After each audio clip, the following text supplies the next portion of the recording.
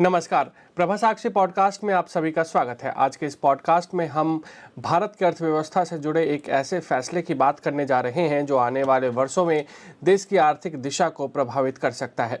देश को तेज आर्थिक विकास की राह पर आगे बढ़ाने के लिए केंद्र सरकार ने एक अहम नीति बदलाव किया है। नरेंद्र मोदी की अगुवाई वाली सरकार ने चीन से आने वाले निवेश से जुड़े नियमों में कुछ ढील देने का फैसला लिया है।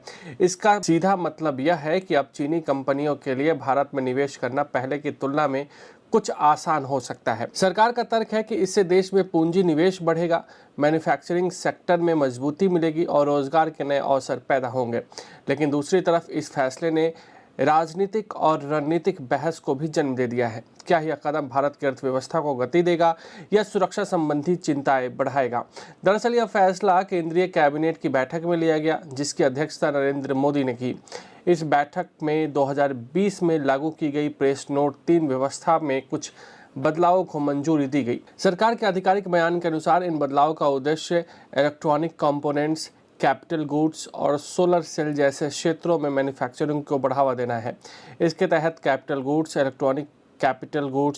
इलेक्ट्रॉनिक कंपोनेंट्स, पॉलीसिलिकॉन और इंटर वेफर जैसे चुनिंदा सेक्टरों में आने वाले निवेश प्रस्ताव पर अब 60 दिनों के भीतर फैसला लेने का लक्ष्य रखा गया है। सरकार का मानना है कि इस तेज प्रक्रिया से निवेश का भरोसा बढ़ेगा और भारत के नई फैक्ट्रियां लगाने की रफ्तार तेज हो सकती है। अगर इस नीति के बदलाव को समझना हो तो थोड़ा पीछे जाना जरूरी है। साल 2020 में भारत ने विदेशी निवेश से जुड़ी बड़ी निगरानी की व्यवस्था लागू की थी।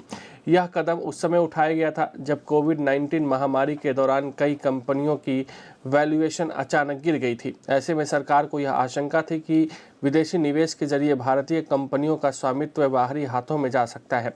इसी वजह से अप्रैल 2020 में प्रेस नोट 3 लागू किया गया था। इसके तहत उन सभी देशों से आने वाले निवेश पर सरकारी मंजूरी अनिवार्य कर दी गई थी जिनकी भारत के साथ थल सीमा जुड़ती है, जैसे कि चीन। उसी साल जून में स्थिति और संवेदनशील हो गई जब गलवान वैली क्लैश में भारतीय और चीनी सैनिकों के बीच हिंसक झड़प हुई। इस घटना के बाद भारत ने चीन से जुड़े निवेश प्रस्तावों की जांच और भी सख्त कर दी।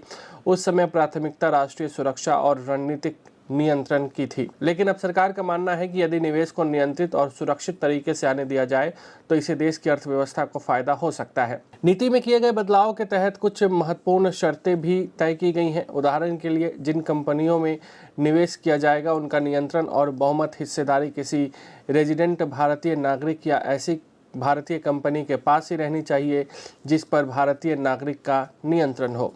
इसके अलावा जिन निवेशकों की गैर नियंत्रणकारी लाभकारी हिस्सेदारी 10% तक होगी उसके प्रस्ताव को स्वतः मंजूरी दी जा सकेगी।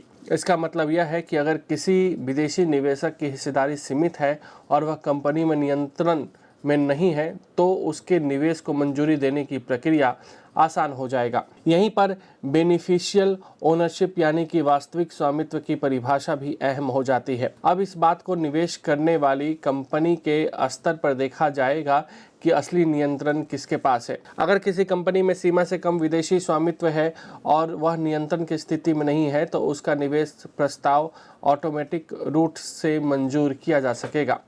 पहले स्थिति यह थी कि यदि किसी कंपनी में सीमावर्ती देशों के निवेशकों की छोटी सी हिस्सेदारी होती थी तो उसके एफडीआई प्रस्ताव के लिए सरकार की उच्च स्तर की मंजूरी जरूरी होती थी। सरकार के इस फैसले के पीछे एक बड़ा आर्थिक उद्देश्य भी है।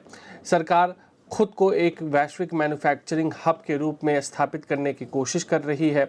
Mobile phone, electronics, auto parts और नई तकनीक के क्षेत्र में भारी निवेश की ज़रूरत है। कई अंतर्राष्ट्रीय कंपनियां पहले ही भारत में उत्पादन शुरू कर चुकी हैं और वैश्विक सप्लाई चेन भी धीरे धीरे चीन से बाहर निकलकर नए विकल्प तलाश रही है। ऐसे में अगर चीन की कुछ कंपनियां भारत में निवेश करना चाहती है तो सरकार का मानना है कि नियंत्रित नियमों के साथ उन्हें अवसर देने से उद्योगों को गति मिल सकती है। हालांकि इस फैसले पर सवाल भी उठ रहे हैं। कुछ रणनीतिक विशेषज्ञों का मानना है कि चीन के साथ भारत के रिश्ते पूरी तरह सामान्य नहीं हैं और सुरक्षा से जुड़े मुद्दों को नज़रअंदाज नहीं किया जा सकता है।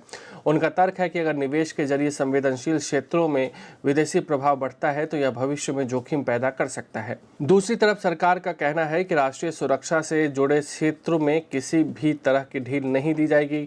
केवल उन्हीं सेक्टरों में निवेश को प्रोत्साहित किया जाएगा जहां भारत को तकनीक, पूंजी और उत्पादन क्षमता की जरूरत है। अगर यह नीति प्रभावी तरीके से लागू होती है तो भारत में बड़े पैमाने पर विदेशी निवेश आने की संभावना है।